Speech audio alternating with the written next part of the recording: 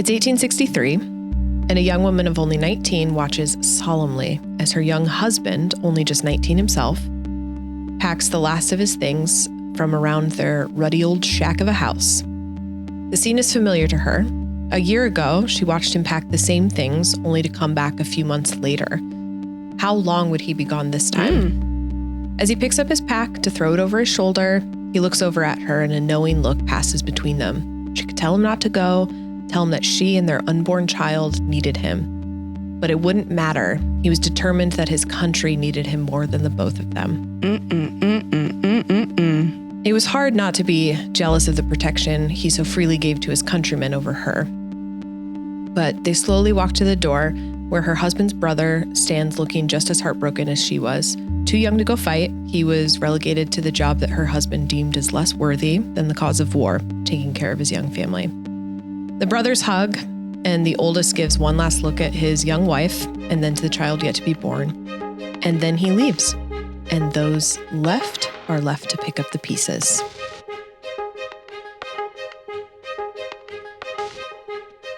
I'm Karyn Harding, an amateur genealogist, and I've spent an embarrassing amount of time and money unlocking the stories of the people who had to exist for me to exist. And I'm Kim McMasters, a millennial with no interest in history, having kids, or leaving a legacy of my own. And you're listening to Low Ancestry. Each episode, I'll share one story from my family tree with Kim, proving that ordinary people like me, with ordinary ancestry like mine, have compelling and sometimes scandalous or heartbreaking stories buried within them.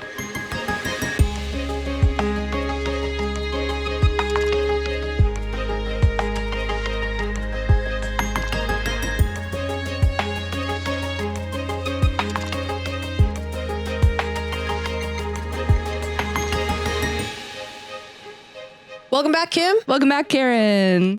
We have another little bite-sized guy. A little chomper. A little chomper. Just a little bup. And I'll tell you what, Kim. I'm sick of talking about men in this podcast. Me too. Every episode is a man's story with like a woman or two thrown in. Every episode is a man ruining everything. I know. And I'm tired of it. And I know I create this show, so in a way, it's my decision to make these episodes. Fix it. But also, it's not really my fault. No. It's history's fault. Yes. I'm not failing the Bechdel test. History's failing the Bechdel test. And now you understand where I come from. Yes. And how I hate it. It is extremely frustrating. I want to make these episodes solely about the women in my tree. I want that. There's just not a lot of information out there, not a lot of records. I've mentioned this before, that most of my ancestors have been kind of poor. And if these ancestors are poor women, they're just not going to have a lot of records made about them. So they're relegated to the margins of the records that are about their fathers and their husbands. So this bite-sized episode, you and I, we're going to try to jump into the margins together. Don't we live there already? Yeah, but now in like a poetic way. Okay, great. Unfortunately, though, we are still going to fail the Bechdel test. Okay. Well, at least we're consistent. From the first moments of my entrance into the genealogy world, my third great-grandmother, Angeline, has captured my interest. What a great name. It's a great name. That's probably part of why she's captured my interest. Yeah. And I kind of have no reason for this obsession other than I genuinely couldn't find anything about her. It's almost like she never existed from like a records standpoint. And everything I got about her was mostly just family lore from my great-grandparents, Nina and Roger. I never met Nina and Roger, but they're a huge part of like my family's life. Nina? Nina. Her name was Juanita. She's called Nina. Cute. Yeah. I like that. So my great-grandma Nina, back in the day, typed up this like 5-page report on her typewriter of what she remembered about her family and of her husband's family, Roger's family, which is this family. And it's a bit of a garbled narrative, and more than one thing has been proven wrong. Yeah. But it is an invaluable like record in my family. Nina's written record relates to us. She writes that my third great-grandfather, Eugene Ray Kilmer, was first married to a woman named Angeline Gray. And Nina even had a picture of Angeline and Eugene, which I'm going to show you, Kim. Kim? Looks like grandparents. Yeah, they're older, right? Yep, they're older. This is like the exact photo that you would imagine if I said an old couple from the whatevers. Like, it's so typical. They look very sweet, but tired. They look tired. Yeah, they look very tired. So this picture was in my great grandma's photo collection. And on the back in like her handwriting, it says Angeline Gray and Eugene Ray. And through the course of this story, I think I'm going to prove that this is not Angeline. What? Okay. Incredible. So here we go. I love it. I had this picture and I had Nina's record and I was like, she did exist. People knew about her. People wrote about her. Sure. So she did exist. So I tippity tip tapped on my computer her name into Ancestry.com, confidently thinking that Ancestry's algorithm was going to suggest a myriad of records. Because it wasn't that long ago. She wasn't in like the 1700s or something. But there was nothing. Absolutely nothing. Not a single thing. And so that anomaly in and of itself really captured my imagination. She was shrouded in mystery. Who was she? Did she exist? And if she did exist, where was she? Why or how did history miss her so completely? Yeah.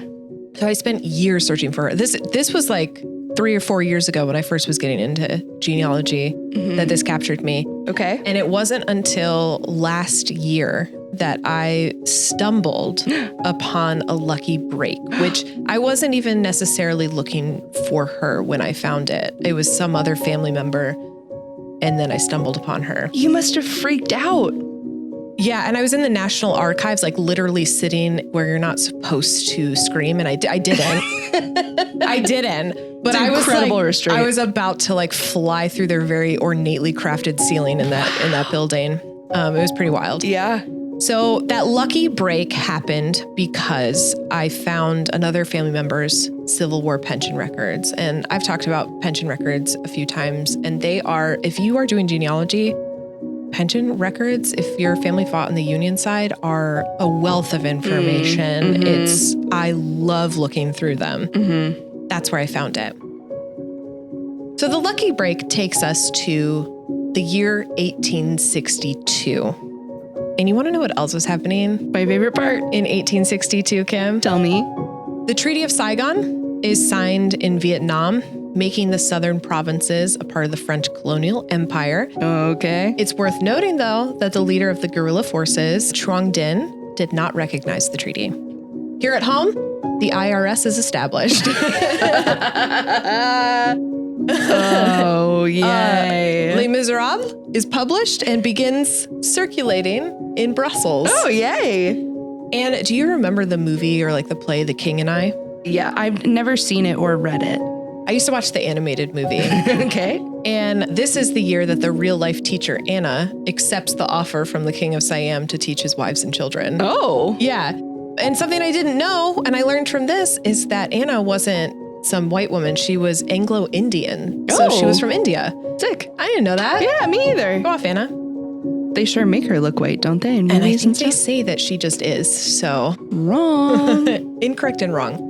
But in Binghamton in 1862. The Valley of Opportunity. It's always Binghamton. It's always Binghamton. On July 4th, our country's birthday, no less, a 16-year-old girl named Angeline Gritman, not Gray, gets married to a 16-year-old boy named Elisha Kilmer, not Eugene Kilmer. Okay. That's where our story starts. Okay.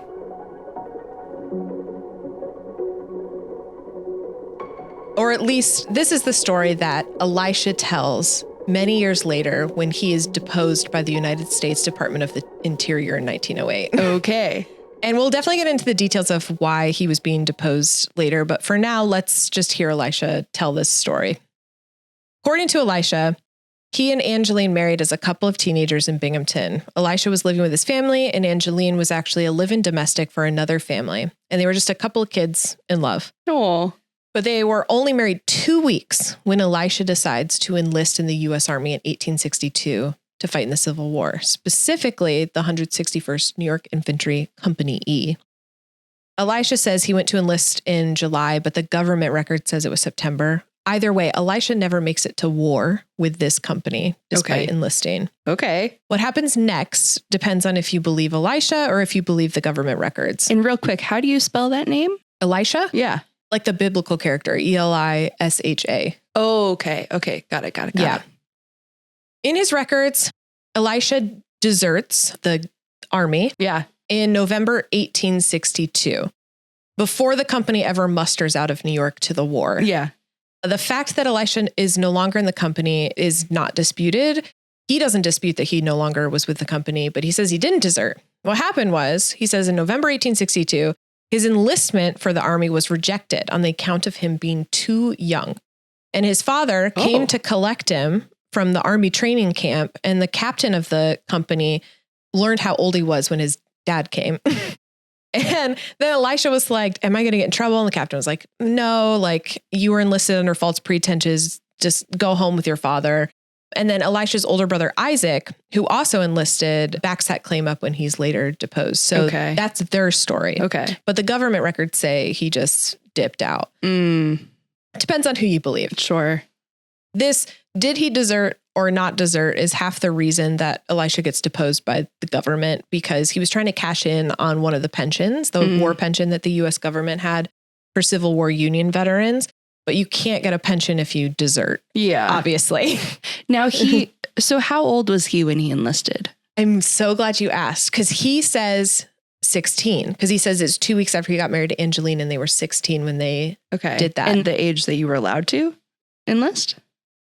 No, 18 was the age. Okay. So he was too young, according to him. Okay. However, I don't know for sure that he was 16. And I'll tell you why. So when the special examiner on his pension case launches the investigation, nothing really comes up in Elisha's favor. So when Elisha's asked his date of birth on the form, and this is in 1908 when Elisha fills it out, he gives the answer May 1844.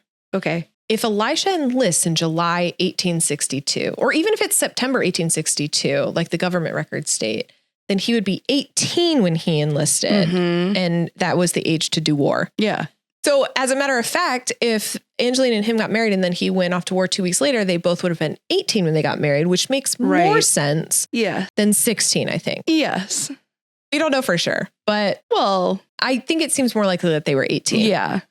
And I had such a hard time researching this episode. It was driving me bonkers because official records are thin on the ground for this family. And most of what I have to go on is Elisha's memory. And he's 64 when he's deposed. Oh, yeah. So he doesn't come across the page as a reliable narrator. And so it's hard that he's who I have to rely on. Yes.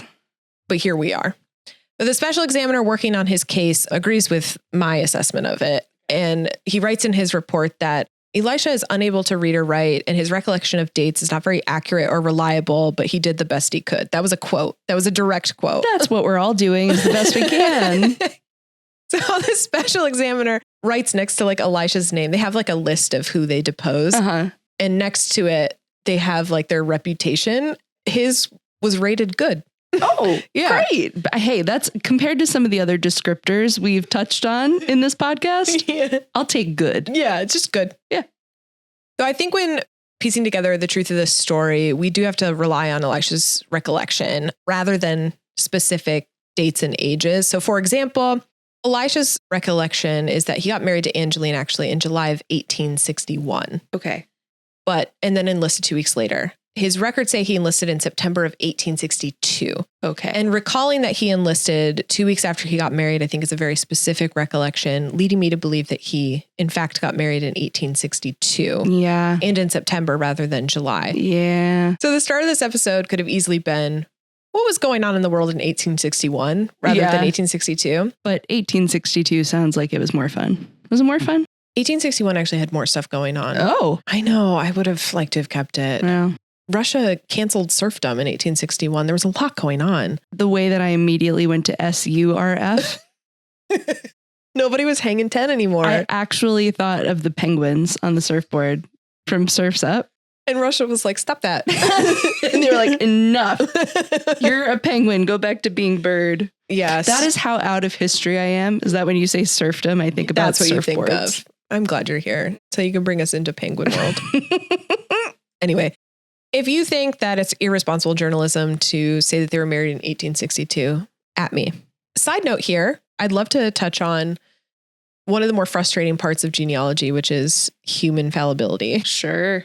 And it does drive me nuts. So census takers, government record keepers, and certainly just your average Joe always got their dates and information like mixed up. Those things weren't quite as important back in the day. So not only is this hobby that I do about collecting old pieces of paper, It's also about being right. well, yes.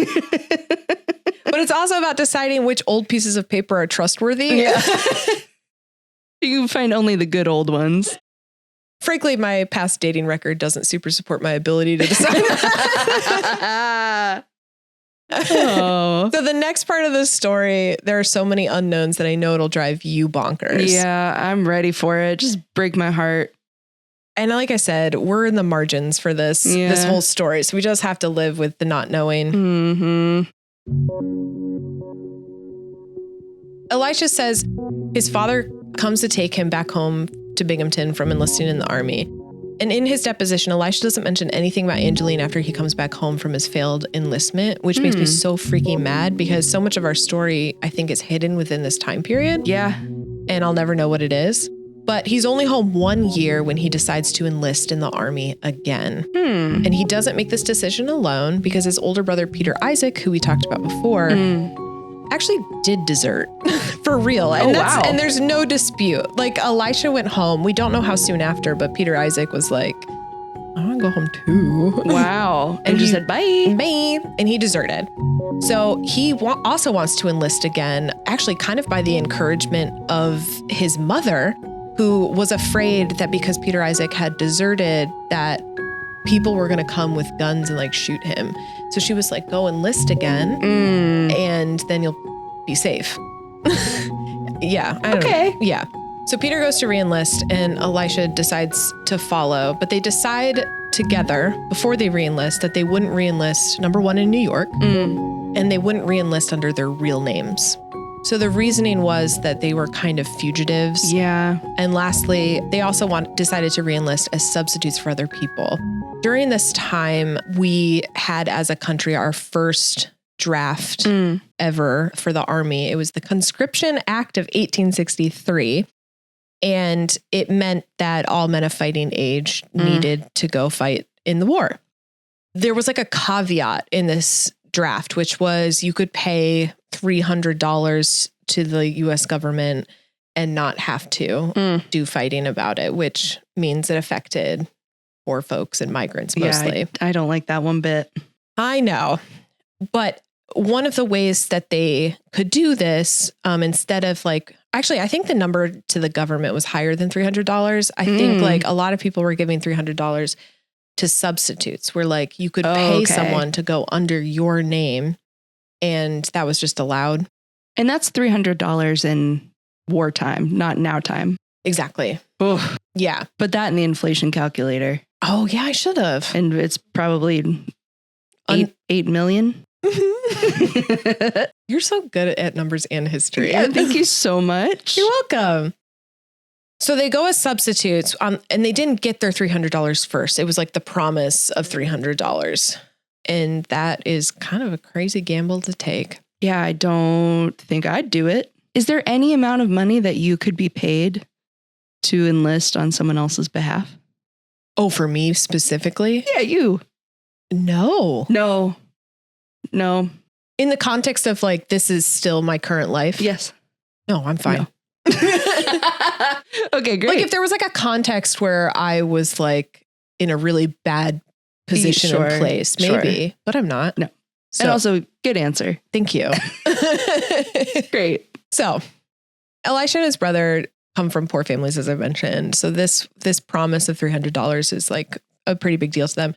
Before they enlist, they did separate. Like they went to go enlist together, but they separate and enlist in different cities based on like who they're substituting for. I don't know where Peter Isaac went. Okay. But Elisha goes to Philadelphia. Okay. And he enlists himself under the name Jerome Heath.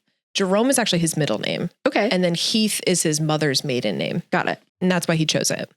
In the deposition that Peter Isaac gives in 1908, He actually denies Elisha's story here. He says that he never advised Elisha to enlist under a false name, and they never went to enlist together.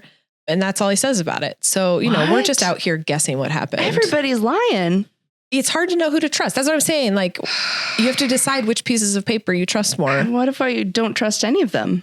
And none of it happened. It could all be different. We would know. That's right. That's what you just have to live with. I hate it. For Angeline, how it all happened doesn't really matter. For her, she gets married at 18. Her husband leaves immediately. He comes back and then he leaves again. No one deposes Angeline, so we don't know how she's feeling, but she does something at the time that gives us a clue as to how she might have been feeling. She goes and marries Eugene Kilmer, Elisha's younger brother. Exactly. Ooh. So Elisha says that it happened during his second enlistment. That would be like 1863 to 1865. And he says that the two of them were never together again after he left. He never went back to Binghamton after the war. He went to go live in a place called Lebanon, Pennsylvania for the next 15 years after the war because she had already married Eugene. So he was like, I'm out. However, in 1865, there was a federal census again. And that was when the war was finished. Elisha has been discharged. The New York census with Angeline on it says that Elisha and Angeline are actually living together in Binghamton with, get this, their 2-year-old daughter. Whoa. But naming Elisha in the census doesn't mean that he was actually there. Yeah. So it could have been that Angeline just said that he was the head of household and that she'd been living there alone with her daughter. It does give us a clue, though, that maybe she wasn't married to Eugene when Elisha says. Well, and did they get a divorce? No. She and Elisha? Yeah, that was part of the deposition was they needed to make sure that he wasn't legally married to her still because he had a second wife. But he wasn't he? He was still legally married to her. She's dead by the time they depose him. So that's why. They never got a divorce. She went to go live with Eugene and that was that. And people are wild and out. I love this part about history and genealogy, which is like so much of the time I learned that people were just acting foolish. Yeah. But we always talk about them in this very noble way. Yeah. Like with past nostalgia. Yeah. But they were just being goofy. They're just being so goofy and so messy. Wild. I love it. I think what this means to me, who's like interpreting it, Elisha probably did not come home.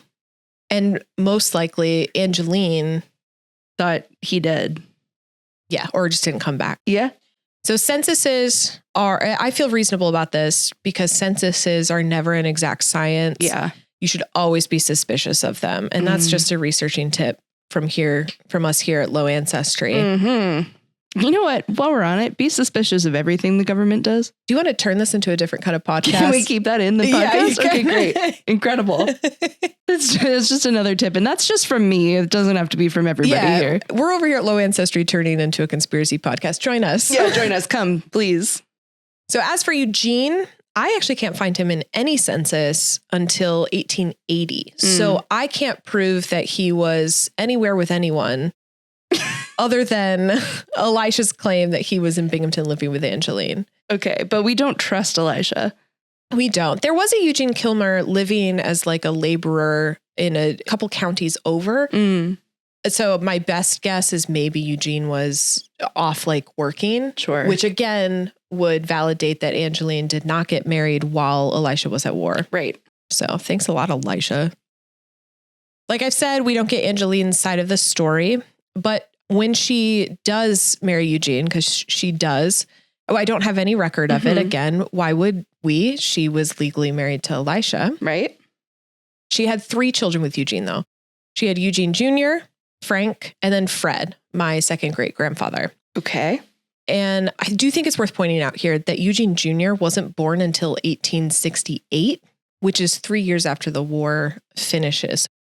So if we believe Elisha, that when he went off to war the second time in 1863, Angeline said, "Good riddance," and immediately jumped into Eugene's arms. But if that's true, why would it take until 1868 to have their first child? So obviously, Elisha's story is possible, but is it probable? No, he lying. Yeah. So I think that Elisha did not come back to Angeline after the second time he enlisted. And Angeline actually probably waited for him. I think she waited for him and said that he was the head of their household when she was living alone with her daughter. And she waited probably even till 1868 or like 1867 to marry Eugene. Mm-hmm. And when Elisha never came back, maybe... Yeah, she said, bye, see She ya. said bye. And maybe Eugene was just like... trying, hey, babe. Yeah, I know. Trying to take care of his niece. And, you know, maybe. So I bet that time where she was alone with her child, in a time in history when it really sucked to be alone with a child, was really, really difficult. And I don't know if Eugene fell in love with her or not, but maybe Eugene just wanted to take care of Angeline and take care of his niece when Elisha, the deadbeat brother, dipped out of town. He's really interesting to me. Elisha? Yeah. I wish I could understand his motivations for a lot of his decisions, and I just can't get there. There's something you're missing. I think something happened while he was at war, and I don't know what it is. We'll never know what really happened. And I know that really bothers us both. And worse, I don't really know what happens after this either. So I know that Angeline had the 3 children. The only reason I know that is because in family like tellings and in like later documents, like some of their death records, the children name Angeline as their mother. Okay. But they name her. This is why it was so frustrating to find her, is they named her as many different. There was like Angeline Grotier. There was Angeline Gripman with a P there. And one of them did say Angeline Gray, I think. Or no, maybe Angeline Gray was actually only what my great-grandma Nina ever wrote. And so that must be what my great-grandfather used to say. Was there someone that she was related to or married to that had Ray as the last name? Did you say that earlier, or did I make that up? Oh, Eugene Ray. His middle name was Ray. Ray Gray. Ray? G. Ray. Because her maiden name was what? Gritman. Yeah. So G. Ray. Did I do genealogy just now? I think you might have. I mean, that's probably nothing. But that was my first thought, is like, if handwriting is not so good, which oftentimes back then, it seems it wasn't. Yeah. Maybe it was like an initial and a something like that. Yeah. I think you're exactly right. I love that you're coming along the journey of trying to understand old records with me. We're doing puzzles. It's been really infuriating. And her as Angeline Gritman is actually even something that I don't know for sure either, like 100%. Just like based on all of the context clues of all of the records I have decided that I'm pretty sure that's her name. And there was a family living next door to Angeline in 1865 when she said it was her, Elisha, and her child. The family next door was the Gritman, and I think it was her parents. Oh. So that's why I've decided her last name is Gritman for Interesting. sure. Yeah. But either way, I'd never found a record, like a marriage or death certificate that said her maiden name was Gritman. Yeah. Wow. But we know her name was Angeline Kilmer 2 times. 2 times. So her last son, Fred, my second great grandfather, is born in 1872. And then the next record that I find is that Eugene marries another woman in 1878. And so there's no records, but somewhere in between 1872 and 1878, I have to believe that Angeline dies. There's no fanfare, no certificate, no announcement in the paper. She's just gone. Yeah. Eugene and his second wife live until old age, which is why I think that this picture that I showed you at the beginning of the show, second wife, is the second wife. And for some reason, my great grandma just thought it was the first one. But Angeline dies, let's say it's 1875. She was born in like 1844. So she's around 30 when she dies. Okay. She wouldn't look like that. She would not look like that. She would have had to have a really hard life if she looked like this. Well, we don't know. We don't know. As for Elisha, he married again too, but he and his wife had no children together. And if I could be a little gossipy for a second, and a little conspiratorial, which I think we're going to be now. I'm absolutely pro. Thank you. Yeah. Don't you think it's a little weird that Elisha wasn't able to have children with his second wife, but he had one with Angeline? Or did he? What if Angeline and Eugene had a child instead? Oh my. Yeah, you know what? You mentioned something about the child earlier on, and I was like, wait a minute, that doesn't. Oh my my God. The child's age does coincide with the year that Elisha was home. Okay. I don't have any exact dates. Like I couldn't give you a month and a day. Sure. But the years could line up with that year that he was home in between the first enlistment and second. No. But that's not what we do here at Low Ancestry. No. Oh my God. Ancestry. That's not what we do here at Low Ancestry. We gossip. Yeah. I mean, of course, it's possible that like Elisha's second wife just wasn't able to have children. And that's fine too. But also, what if there was something else going on? There's gotta be something else going on. There's so many different names, name changes. There's so many double lives and double marriages and second wives and third husbands and whatever. Like, who knows? Who knows what they were doing? It's a veritable bacchanal. It is. Are those the words? Yes. Okay. Oh, I got really mad at you. It is.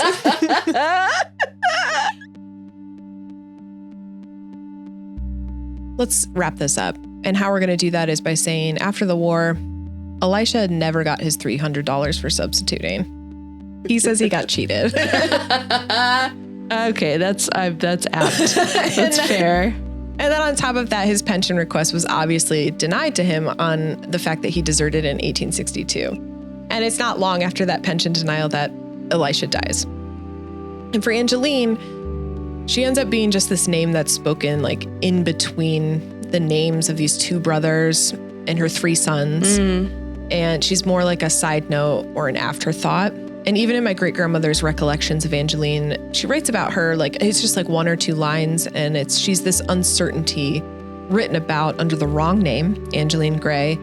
And in my own mind over the years, Angeline has become like this abstract idea of a person rather than a real one that actually existed. And I've tried to find like somewhere in the margins of other people's words, like her story, Angeline's stories. And I hope I've been able to do that a little bit for Angeline today. Yeah, you're trying. That's it. That's my story. Kim, got any resonance with it? How do you resonate with nothing?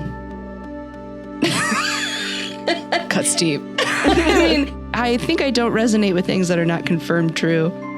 Yeah, it's hard. Which, like, technically, a lot of what we've talked about is not confirmed true. Yeah. But you can make some extremely educated guesses. And in this case, there's no telling. Yeah. Which, that's why I don't like history. And that's fine. And that's fine. I feel like this story is the quintessential idea of what you're talking about. Precisely, yes. This was a whole human. This was a person with an entire life. And we know nada. Mm-hmm. And all that we can know about her is through these very like Plato's shadows on the side of the cave kind of perspective. Mm-hmm. It is very frustrating. And I think I mentioned this story because even though I try to convince you that it's worth pushing through those feelings, this is the one that sometimes pushes me to that point. Yeah. But instead I become obsessed with like trying to figure her out and who she is. Yeah. So yeah, I think my resonance is my resonance with nothing. It is like, how do you resonate with nothing? And I'll tell you how. You spin out?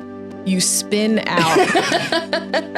I obsessed over her because she's the perfect example of what I'm afraid of. Yeah. Which is she lived a short, seemingly unimportant life. And the people after her barely remember her.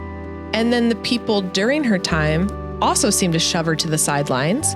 And with no one to really remember her, she just fades away into the like nothingness of history. But think about, she might have had like an incredible group of girlfriends and she loved them and cared for them. Yeah. And she was part of a community. And in the moments, like maybe she had an incredibly positive impact.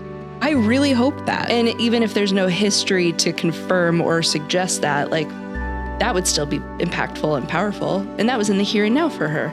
That is exactly correct, but not why I obsess over it. Yeah, well, that's why I think that I'm okay not obsessing. Maybe that's the answer. Yeah, that's because I don't think you have quite the same connection or fear of dying in obscurity. No. No, certainly not. Because Angeline is just a manifestation of my fear. What a good name, though. Great name. Such a good name. Yeah. So if I can remember Angeline, if I can tell her story, I can tell people about her, then at least someone is thinking about her impact on the world.